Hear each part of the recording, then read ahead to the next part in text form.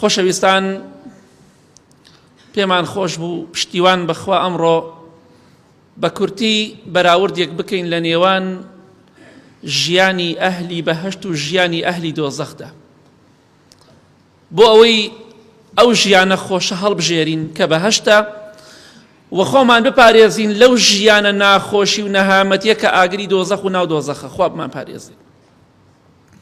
کاتێکە لە ڕۆژی قیامەتە ئەهلی بەهەشت دەڕۆنە بەهەشتەوە، خوا بە ئەهلی بەهەشتمان قبوڵ کە خوای گەورە بانگیان دەکاتە فەرمی ئەی ئەهلی بەهەشت، ئایا ئێوە ڕازین؟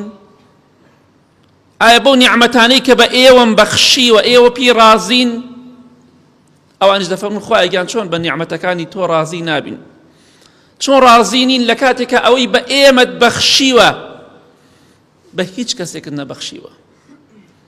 خوای گەورە ئەوەندە ڕێز و حرمەت لە ئەهلی بەهەشت ئەگرێ، ئەفەرمی ئایا ڕازین؟ گلەیتان نییە؟ گازندەتان نییە؟ ئەو نیعمەتانەی کە پێتانم بەخشیوە کەم نییە؟ ئەوە ڕێزی حرمەتی ئەهلی بەهەشتە لای خوای پەروەردگار. جا هەر کەسێک پێی خۆشە بەڕێز بێ، خوای گەورە ڕێزی لێ بگرێ، با هەوڵ بدا بۆ بەهەشتی خوای پەروەردگار. بەڵام لە بەرامبەردا ئەهلی دۆزەخ دەڵێن خوای گیان لە دۆزەخ دەرمانکە، ئەگەر گەڕاینەوە وعد بێجارتر ئێمە خراپە ناکەین. بەڵام خوای گەورە دەفەرمێ اخسەئوا فیها ولا تکەلیمون، بێدەنگ بن، یەک قسە نەکەن، یەک قسەیەک نەکەن. دوو لە ڕێی بەڕێستان وشەی ئیخسە بۆ سەگ بەکاردێ، کاتێککە بە سەگێ دەڵێ چغە بێدەنگ بە، یعنی خوای گەورە ئابە و جۆرە بانگیان دەکات، بۆ جۆرە لیان تووڕابێ، فەرمێ بێدەنگ بن، یەک قسە نەکەن.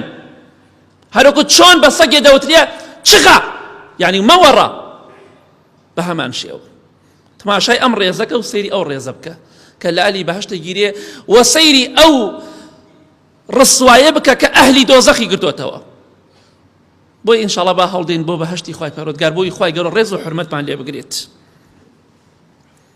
ئەهلی بەهەشت بەڕێزن، ئەهلی دۆزەخ سەرشۆڕ و ڕسوان لای خوای پەروەردگار. ئەهلی بەهەشت لە ڕۆژی قیامەتە وەک پێغەمبەری خوا فەرمیێ صلی الله علیه وسلم، ئیمانداران و ئەهلی تەقوا لە ڕۆژی قیامەتە ڕۆژێک هەیە لە بەهەشتا پێڵن ڕۆژی جومعە. لەو ڕۆژەدا خوای پەروەردگار چی دەکات بە ئەهلی بەهەشت؟ چی بە ئەهلی بەهەشت دەفەرمێت؟ جوبرائیل سەلامی خوای لەسەر بێ لە حەدیثێکی صەحیح دەهاتووە بە پێغەمبەری خوای فەرموو صلی الله علیه وسلم، خوای گەورە لە بەهەشتە دۆڵێکی داناوە، شیوێکی داناوە، بەڵام مەگەر ڕەب العالەمین خۆی بزانێت چەندێک گەورەیە.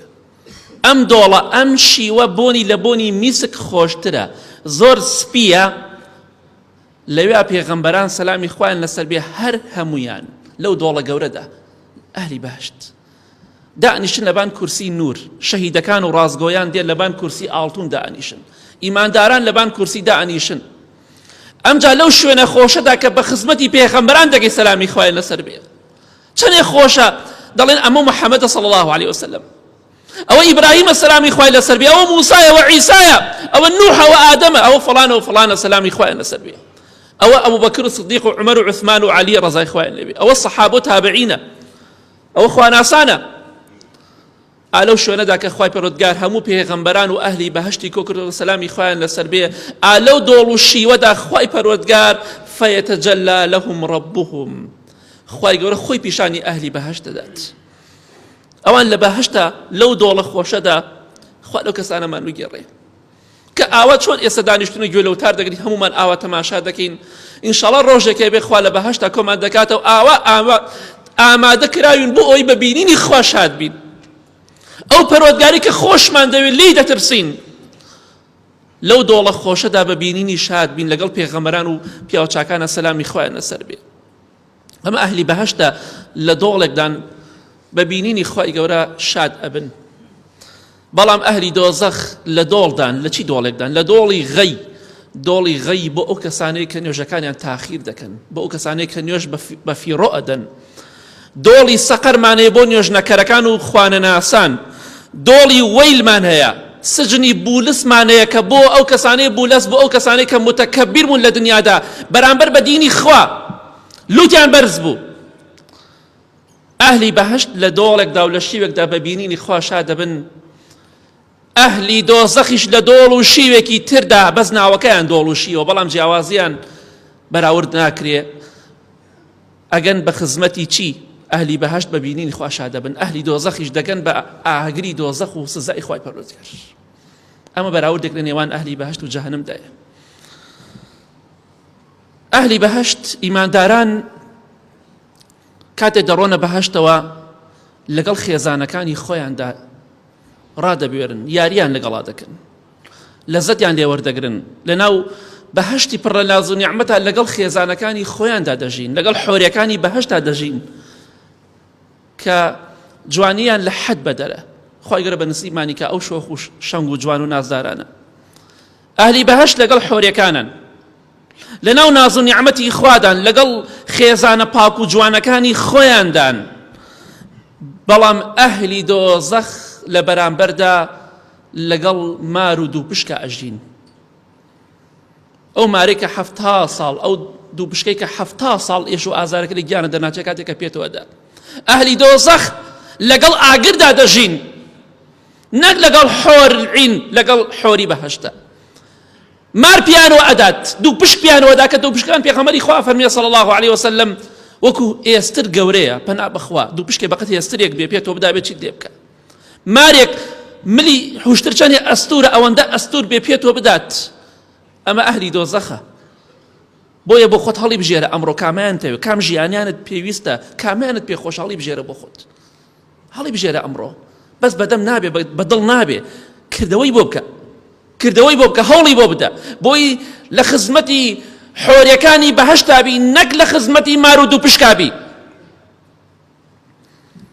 بەڵێ ئەهلی بەهەشت، خوای گەورە بە ئەهلی بەهەشتمان قبوڵ کە. لەناو بەهەشتا خوای گەورە ڕق و کینە، حەسادەت، بوغز هەمووی لە دڵیان دەرکردوتە دەرەوە. تەنها ئەوەی کە لە بەهەشتا ئەبین ڕێز و حرمەتە. هیچ کەسێک حەسوودی بە هیچ کەسێک نابە، هیچ کەسێک زوڵم و خیانەت ناکە، هیچ کەسێک ڕقی لە هیچ کەسێک نییە. ئەو کەسێک کە پلەی لە تۆ بەرزترە لە دنیادا، لاوانی ئینسانێک حەز نەکا برادەرەکەی، خزمەکەی، براکەی، کەسوکارەکەی، هەندێک ناڵێم هەموو کەس حەز ناکە کەسێک لە خۆی باشتر بێ. بەڵام لە بەهەشتا برادەرەکەی خۆت، خزمەکەی خۆت، دراوسێکەی خۆت، هاوڕێکەی خۆت لە بەهەشتا پلۆپایی زۆر لە تۆ بەرزترە، تۆ حەسوودی پێ نابی. ڕق و کینەت چونکە لە بەهەشتا حەسادەت نەماوە، دەرکراوە لە دڵی ئەهلی بەهەشت. ونزعنا ما في صدورهم من غل. ئەوەی ڕق و کینە بێ خوای گەورە دەفەرمێت لە دڵی ئەهلی بەهەشت دەرمان کردووە. کەواتە ئەهلی بەهەشت تەنها ڕێز و حرمەت لە ناویاندا هەیە. بەڵام بەراورد بە ئەهلی دۆزەخ خوای گەورە دەفەرمێت كلما دخلت أمة لعنت أختها. هەر کاتێک کۆمەڵێک دەڕۆنە ناو ئاگری دۆزەخەوە لعنەت لەوانەی خۆیان دەکەن، لە هاوشێوەی خۆیان دەکەن، دەڵێن والعنهم لعنا كبيرا. خوایان ئەو دەسەڵاتدارانەی، ئەو زاڵم و ستەمکارانی کە لە دنیا ئێمەیان گەیان بە ئەم ڕۆژە لعنەتی گەوریان لێ بکە. زاڵمەکان، خوێن مشەکان، خوێن ڕێژەکان لە ناو جەهەنەمدا هەمویان لعنەت لە یەکتری دەکەن، هەمویان نەفرەت لە یەکتری دەکەن، هەمویان قسە بە یەکتری دەڵێن خوایان چەند قات عەزابی ئەمانە بدە، چونکە لە دنیادا ئەمانە ئێمە شوێنکەوتووی ئەمانە بووین، ئەمانە ئێمەیان گومڕا کرد.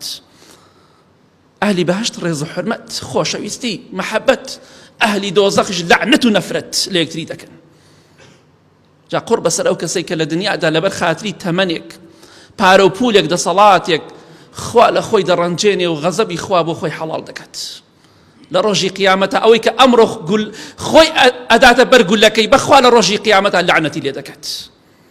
ئەوە بەدڵنیا پێتان ئەڵێم، ئەو ئاەتی قورئان بڕۆ چەندێک خوای گەورە باسی کردووە.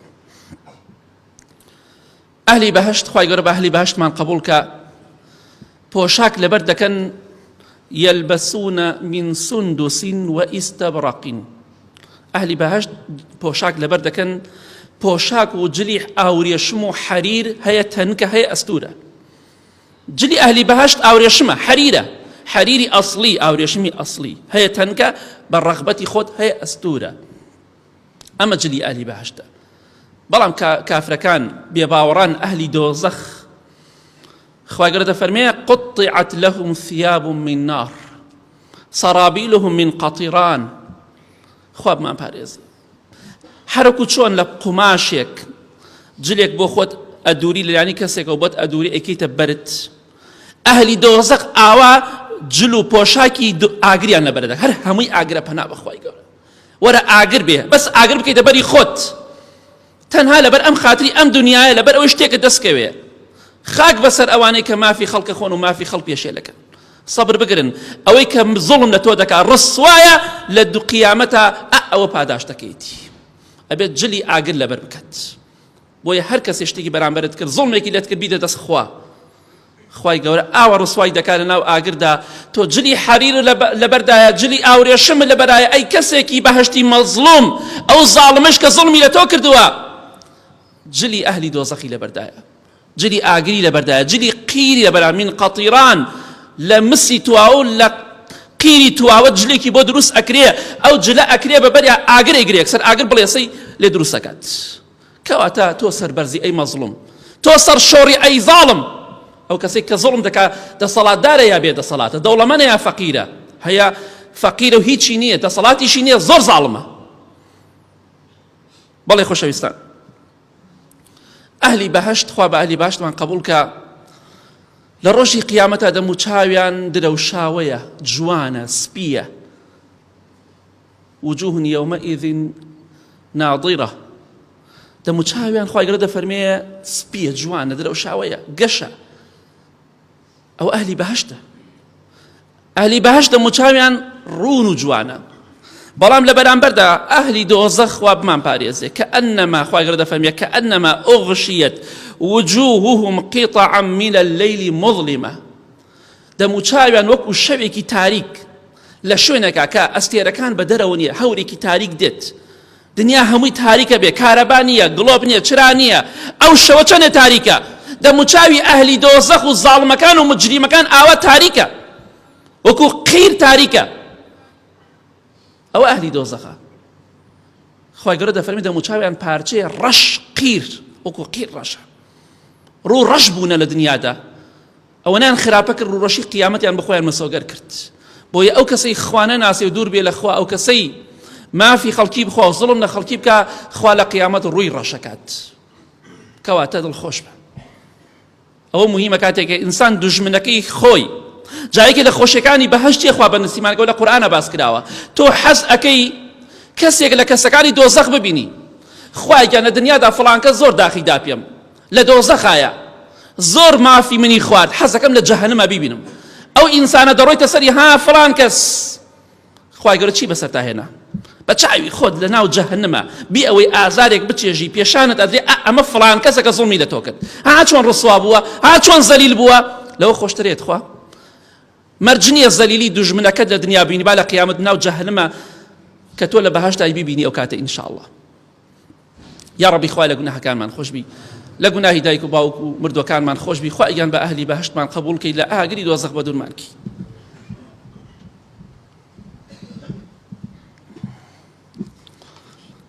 الحمد لله والصلاة والسلام على رسول الله وعلى آله وصحبه ومن والاه.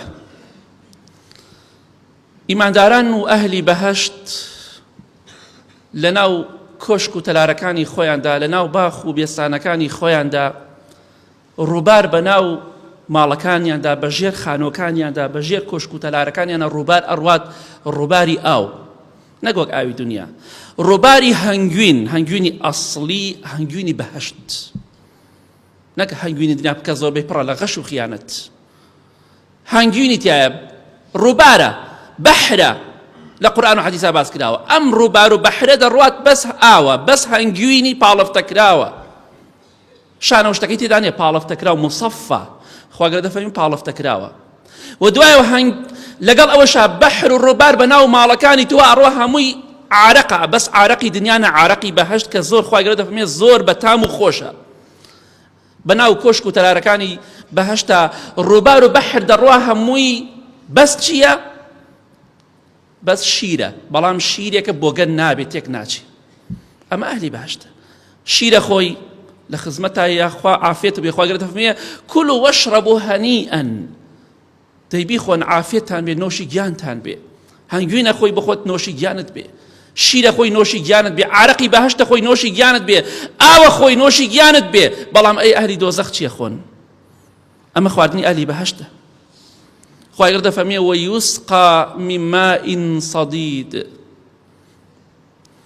ئاویان پێ ئەدرێ بەڵام ئەو ئاوە سەدیدە سەدید کاتێکە کەسێک دەسووتێ هەڵدەقرچێ کێما و زووخا و خوێنا و دێتە خوارەوە بەلاشەیە بینیتانە زۆر مانزەرێ ناشرینە ئەهلی دۆزەخ ئەو کێما و زووخا و خوێناوە دەخۆنەوە ئەو خواردنیانە خواردنەوەیان ئەوەیە لە جیاتی ئەوەی شیر و هەنگوین بخوا لە جیاتی ئەوەی ئاو شیر بخوا لە جیاتەوەی عارەق بخوا ئەبێ کێم و زووخا و جەراحەت و پیسی خوێناو بخواتەوە هیچ لاشەی ئەهلی دۆزەخ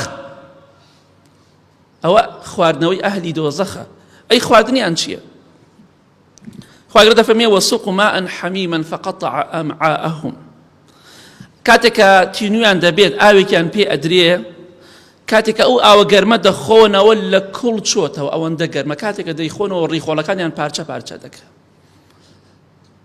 ڕیخۆڵیان پارچە پارچە دەبێت هیچ کەسێک لە ئێمە لە عەزابی خوا ئەمین نەبێ خوای گەورە خۆی دەفەرمێ ئین عەذاب رەبیهم غەیر مەئمون عەزابی خوا جێگەی متمانە نییە نەڵێ من بەهەشتیم بترسە لە عەزابی خوا دەفەرمێ جێی عەزابی خوا جێی متمانە نییە تۆ شەڵی من متمانەم هەیە بە ئەوی خوا عەزاب منادا کەواتە تۆ دژایەتی خوا دەکەی کاتێک قسە دەکەی پێغەمبەران سەلامی خوا نەسەر پیاو چاکان لە جەهەنەم ترساون تۆ ناترسی جات خوا ئێمە لەناو بەهەشتا بین ئەو ڕووبارە خۆشانەمان لە بەردەستا بێ باشترە یاخود پەنا بخوا کێم و زووخا و جەراحەت و خوێناو بخۆینەوە ئاوێ بخۆینەوە لە کوڵ چۆتەوە ڕیخۆڵەکانمان پارچە پارچە بکە مردنیش نییە بمری نەجاتە بێ نامریت ئەمە خواردنەوەی ئەهلی دۆزەخ کێم و جەراحەت ئەهلی بەهەشت خوای گەورە بە ئەهلی بەهەشتمان قبوڵ کە کاتێکە لە بەهەشتان خوای گەورە دەفەرمێ متەکئین عەلی فرش بەطائینها من ئیستەبرق ئەهلی بەهەشت پاڵ ئەدەنەوە ڕائەکشێن لەسەر فەرش و ڕاخەرێک ئەم فەرش و ڕاخەرە ژێری فەرشەکە ئاورێشمی ئەستورە ئاورێشمی ئەستور یعنی لای خۆمان ژێرەوە زۆر گرنگی پێ نادرێت فەرش بەس بانەوە گرنگی پێ درێت سەرەوە بەڵام فەرشی بەهەشت خوای گەورە دەفەرمێ ژێرەوەی فەرشەکە لە ئاورێشمی ئەسڵی ئەستورە ئیمامی عەبدوڵڵای کوڕی مەسعود ڕەزای خوا لێ بێ دەفەرمێ ئەمە ژێری فەرشەکەی بۆتان باس کراوە ئەیە بێت سەری فەرشەکە چی بێت خوا مەگەر خوای گەورە خۆی بزانێ شتێکە لە ئاورێشم بە نرخترە لە حەریری ئەسڵی بە نرخترە فەرشەکەی ژێر تۆ ڕاخەرەکەی تۆ ئەی ئەهلی بەهەشت ئەمە خۆشە یاخود خوای گەورە دەفەرمێ لهم من فوقهم ظلل من النار ومن تحتهم ظلل ئەو کەسانی کە لە دۆزەخدان فەرشی ژێرەوەیان و فەرشی سەرەوەیان هەمووی ئاگرە فەرش بۆ ڕاخراوە بەس ئاگر لەسەری شەو تەبەقێک بۆی لەسەر و لە خوارەوە ببرژێی بۆی لەسەر و لە خوارەوە بسووتێی چونکە لە دنیادا خوات نەناسی لە دنیادا خوات نەپەرست لە دنیادا ڕوت لە عیبادەت و خواپەرستی نەکرد کامیان باشترە ئینسان لەسەر فەرشی جوان و ژیانی خۆشە بێ لەگەڵ خێزان و منداڵەکانی خۆیدا ئەو خۆشترە یاخود پەنا بەخوا لە شوێنێکا ژێرم ئاگر بێ و سەرم ئاگر بێ لە هەردوو لاوە هەڵبقرچێم و بسووتێم و ببرژێم کامیان باشتر بۆ ئینسان کامیان هەڵبژێرین بەڵام کامیانت هەڵەبژێری ئەو ڕێگایە بگرە بەر خوا بۆ لێت ڕازی نابێت نوێژ نەکەیت و نوێژی بیانیت بفەوتێنیت و سەرت ڕوتکەیت و سافیرە بیت و دیسکۆ بیت و خوشکی بەڕێزم بەڵێ من ئەچمە بەهەشتیشەوە ئەگە تۆ بە نەکەی خوای گەورە سزات ئەدات کەواتە بەهەشت بۆ خۆت هەڵبژێرە ئەو فەرشە جوانانە دەست خۆت مەدەبا لەبانی ئیسراحەت کەین تۆ بڵی ڕۆژێک بێ ئینشاڵڵا لەبان ئەو فەرشانە پاڵکەوین ڕابکشین خوا بە ڕەحمە ئەگەر خۆمان ڕەحم بە خۆمان بکەین خوا زوڵم ناکە ئەگەر خۆمان زاڵم نەبین بۆی هەڵی بژێرە ئەمڕۆ ئەهلی بەهەشت خوای گەورە بە ئەهلی بەهەشتمان قبوڵ کە خوای گەورە دەفەرمێ وەئەمدەدناهم بفاکیهەة وەلەحم مما یەشتەهون ئەهلی بەهەشت حەزیان لە هەر میوەیەک بێ حەزیان لە هەر گۆشتێک بێ وەلەحمی طەیر مما یەشتەهون هەر گۆشتی پەلەوەرێک باڵندەیەک حەزت لێی بێ وەک لە ئەسەر داهاتۆ ئیمامی ئەبوو دەردار ڕەزای خوا لێ بێ دەفەرمێ حەزت لە هەر گۆشتێک بێ کاتێک دەزانی بە برژاوی لە بەردەم تا دانراوە بە برژاوی بە سوورە کراوی بۆ دانراوە. ئەمە خۆشە. حەز لە هەر میوەیەک بێ قوتوفها دانیە. خوا گەورە دەفەرمێت دارەکانی بەهەشت کاتێک کە ئەهلی بەهەشت دەیانەوێت لێ بکەنەوە دارەکە میوەکەی کە لە کاتێکە لە حەدیث صەحیح داهاتووە داری وا هەیە لە بەهەشتا 70 جۆر میوەی پێوەیە، 70 جۆر میوە، هەر میوەیەکی تامێک و ڕەنگێکی هەیە. بەڵام ئەم میوەی کاتی دەستی بۆ دەبێ ئەهلی بەهەشت لقەکانی شۆڕ ئەبێتەوە بۆی عەزیەت نەخۆی، هەرچەندە لە بەهەشتا عەزیەتیش نییە. ئەوەندە خوا ڕێزت لێ ئەگرێ بەری دارەکانی شۆڕ ئەبێتەوە بۆ تۆ، چونکە تۆ قابلی ئەوەی لە دنیادا خوات ناسی، ڕێگای خوات هەڵبژارت. کاتێک کەوتە ئیهدینا الصراط المستقیم لەسەری ڕۆشتی بەردەوام بووی لەسەری، پاداشتەکەت ئەوەیە ئەبێ ڕێز و حورمەتت لێ بگیریە، ئەبێ دارەکانیش بۆ مسەخەر کرێ، میوەکانی بە ئاسانی لێ بکەیتەوە. ئەمە ئەهلی بەهەشتە، ئەمە خواردنی ئەهلی بەهەشتە. بەڵام لە بەرامبەردا خوای گەورە دەفەرمێ ليس لهم طعام إلا من ضريع. ئەهلی دۆزەخ کاتێک کە برسیان دەبێ، کاتێک کە تونیان بوو لە تاوە ئاوی گەرم دەخۆنەوە هەموو مەعیدە و ڕیخۆڵیان دەسووتێنێ، پارچە پارچەی دەکە. بەڵام کاتێکیش کە برسیان دەبێ خوای گەورە برسیان دەکا برسی. بەڵام کاتێکیش کە برسیان دەبێ خواردنیان نییە ئیلا دڕکی ضەریع نەبێ. ضەریع دڕکێکە لە گوژاڵک تاڵترە، دارێکی شتێکە ڕۆکێکە زۆر دڕکی پێوەیە. کاتێکیش کە خوای گەورە مان پارێزێک کە باسی دەکات ئەوان خواردنیان ئەو دڕکەیە، ئەو دڕکە پەنا بەخوای گەورە خواردنی ئەهلی دۆزەخە. کاتێکیش کە دەیخۆن وەک لە ئەسەر داهاتووە لە قورجیان گیر ئەبێت نە ئەڕواتە خوارەوە نە دەریش ئەچێ. بەڵام ئەبێ بیخۆی چار نییە، سزای خوایە، ئەبێ نەک ئاگرەکە بێت دڕک و داڵیش بخۆی، چونکە لە دنیادا خوات نەناسی، چونکە لە دنیادا ئامادەرمەی بۆ زمان و بۆ دەمەی خۆت زیکر و یادی خوا بکەی، خوای پێ بناسی. ئەوە ئەهلی دۆزەخ، ئەوە خواردنی ئەهلی دۆزەخە، دڕک. إن الشجرة الزقوم طعام الأثيم. أهلي دۆزەخ کاتێک کە برسیان دەبێ یا دڕکی ضەریعیان پێ ئەدرێ، ئەو دڕکە کە ئیخۆن هەمووی لە قورجیانە گیر دەبێ، یاخود ئەبێت داری زەقوم بخۆن. پەنا بەخوا کە پێغەمبەری خوا فەرمێ صلی الله عليه وسلم ئەگەر یەک تکێک لەو داری زەقومە، یەک تکێک، یەک قەترە بهێتە سەر زەوی، بیکەنە سەر زەوی، هەموو دنیا فەساد دەکا، هەموو دنیا وێران دەکا، یەک تکێکی. جا دەفەرمێ ئەیبێ حاڵی ئەو کەسە چۆن بێ کە ئەم خواردنە ناو جەهەنەمدا دەخوا. ئەوە خۆشە من ئەوە دەست درێژکەم میوەکە لە بەردەستما بێ بیخۆم لەناو کۆشک و تەراری ئاڵتون و زیوا بم، ئەمە خۆشە.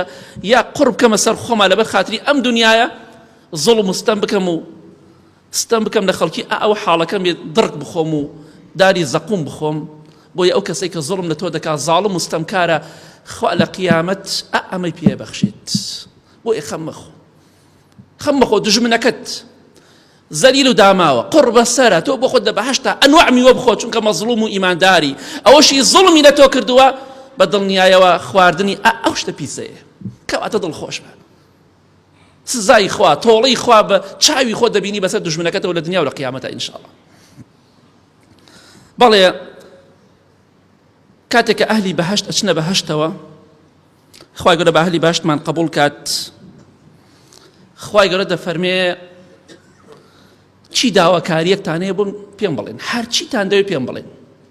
کاتێک کە خۆی پیشانی ئەهلی بەهەشتەدا ئەفەرمێت چیتان دەوێت من لە خزمەتانم، هەموو شتێکتان پێ بەخشم.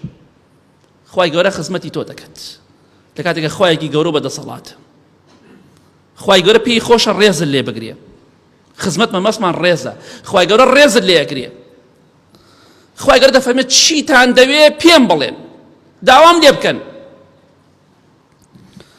پێغەمبەری خوا فەرمێ صلی الله عليه وسلم ئەو ئەهلی بەهەشتا هەرچی حەزیان لێ بێ داوای دەکەن، حتا ئەوەندە داوا ئەکەن کۆتایی پێ دێ، خوای گەورە هەمویان پێ بەخشێ. چیتان دەوێ پێتانی دەبەخشم، چیتان دەوێ با پێتان ببەخشم. ئەمە بە ئەهلی بەهەشتە، خوای گەورە ڕێزیان لێ دەگرێ، حرمەتیان لێ دەگرێ. بەڵام ئەهلی دۆزەخ و مجریمەکان و زاڵمەکان چیان لێ دێ؟ خوای گەورە دەفەرمێ يعرف المجرمون بسيماهم. یەکێک لە عەدالەتی خوای گەورە ئەوەیە ئەو کەسانی کە لە دنیا مجریم و زاڵم بوون لە ڕۆژی قیامەتە سیمایەک و دەم و چاوێکیانێ هەموو کەسیان ناسێتەوە، ئەها فڵان زاڵمەکەیە، ئەو فڵان مجریمەکەیە، ئەو فڵان گەندەڵەکەیە، فڵان دزەکەیە، هەمویان دەم و چاویان دیارە. خوای گەورە دەفەرمێ فەیؤخەذ بالنەواصی والأقدام. مجریمەکان زاڵمەکان لە قیامەتیان لێدێ خوای گەورە چۆن ئەیقات ناو جەهەنەمەوە بە ئەهلی بەهەشتی فەرموو چیتان دەوێ پێتان دەبەخشم داوا بکەن هەرچی حەستان لێیە بەڵام ئەهلی دۆزەخ و مجریمەکان زاڵمەکان خوانە ناسەکان ئەوانەی کە زڵمیان لەم خەڵکە کردووە لە میلەت کردووە لە هەر میلەتێک بێ خوای گەورە دەفەرمێ فيؤخذ بالنواصي والأقدام ئەم قژی پێشەوە لەگەڵ قاچیانە تێکەڵەکرێت واتە ئەم ئینسانە مجریمە لول ئەکرێ لول پەنا بەخوای گەورە ئەمەی دەگەین بە قاچی قەمچی دەکەن ئاوا قەمچی دەکەن ئەم جا فڕێ دەن ناو ئاگری جەهەنەمەوە بۆ ئەوەی بەو شێوەیە سزای خوا بچێژێ کاتێک لە ناو ئاگردایە سزا ئەچێژێ پشتی چەماوەتەوە کە بسکراوە ئاوا بەو شێوەیە قاچ سەری گەڕاوەتەوە بۆ لای قاچی کە بسکراوە بۆی ئاوا فڕێ بدێت ناو ئاگری جەهەنەمەوە بە ڕسوایی بۆ خۆی ناو جەهەنەمدا بێ ئیمامی عەبدوڵڵای کوڕی عەباس ڕەزای خوا لێ بێ دەفەرمێ کاتێک کە ئێوە دارێک ئەشکێنێکە ناو تەنورەوە چۆن قرچە قرچەکە ئەو مجریمە کاتێک ئاوا قەمچی ئەکەن هەموو گیانی قرچە قرچەکە و فڕێ دەن ناو ئاگری جەهەنەمیشەوە بۆی ئێسقانەکانی بشکە و سزا بچێژێ فذوقوا فلن نزيدكم إلا عذابا خوای گەورە دەفەرمێ بیچێژن غەیری عەذاب یەک شتان بۆ زیاد ناکەم کەواتە ئەمە بەراوردێک بوو خۆشەویستان لە نێوان ئەهلی بەهەشت و ئەهلی دۆزەخ هەندێک لە ناز و نیعمەتەکانی ئەهلی بەهەشت باسمان کرد بە کورتی هەندێک لە سزاکانی ئەهلی دۆزەخ بۆیە ئەمڕۆ بۆ خۆت ئازادی کامیان هەڵدەبژێری ڕێگای خوا هەڵەبژێری زوڵم لە خەڵکی مەکە زاڵم سەرشۆڕە لە دنیا و لە قیامەتە ئەگەر ڕێگای خوات هەڵگرتووەتە بەر هەڵبژاردووە بەڕاستی بیگرە بەر و هەڵی بژێرە و لەسەری بڕۆ با خەڵکی زڵمت لێ بکە زڵم لە خەڵکی مەکە مەزڵوم بە سەربەرزی زاڵم بی سەرشۆڕ دەبیت هیواداریم ئینشاءڵڵا لەمە ولا زیاتر هەوڵ بۆ بەهەشت بدەین و خۆمان لە عەزابی خوا و لە سزای خوا و لە ناخۆشی قیامەت بپارێزین ئینشاءڵڵا